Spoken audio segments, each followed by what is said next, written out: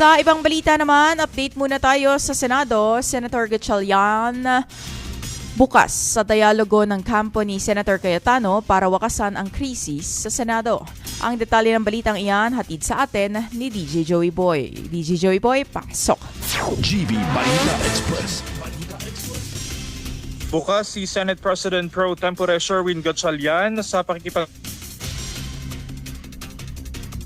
marisolba ang sigalot na sa liderato ng Senado na nagdulot ng pagkaantala sa ilang gawain ng mataas na kapulungan. Sa isang panayam, sinabi ni Senador Gatchalian na handa siyang makipagdialogo sa lahat ng senador anuman ang kanilang kinabibilangang paksyon upang maibalik ang normal na operasyon ng Senado at maipagpatuloy ang paggawa ng mga batas para sa kapakanan ng publiko. Nagsimula ang tensyon matapos mahati sa dalawang grupo ang Senado, ang 12 miyembrong mayorya na kinabibilangan ni Gatchalian at ang 10 miyembrong minorya na pinamumunuan naman ni Cayetano.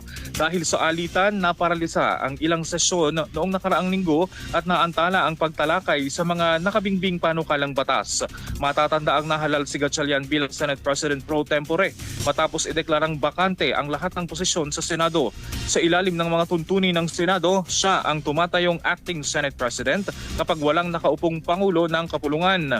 Samantala, iginiit naman ni Cayetano na kailangang malinaw na matukoy kung sino ang lehitimong leader ng Senado upang maresolba ang kasalukuyang sigalot. Dahil sa lumalalang krisis, nanawagan ang ilang opisyal at dating pinuno ng Senado kay Pangulong Ferdinand Marcos Jr. na mamagitan na upang maibalik ang kaayusan at matiyak na hindi maaantala ang mahalagang tungkulin ng lehislatura. Nagpahayag din ng pagkabahala ang mga kawani ng Senado dahil sa kalituhan at dagdag na pressure na dulot na ng papatuloy na hidwaan sa loob ng kapulungan. Para sa GB Balita Express, ito si DJ Joey Boy sa GB 99.9, Your Good Vibes. Sa kabilang banda naman, Kamara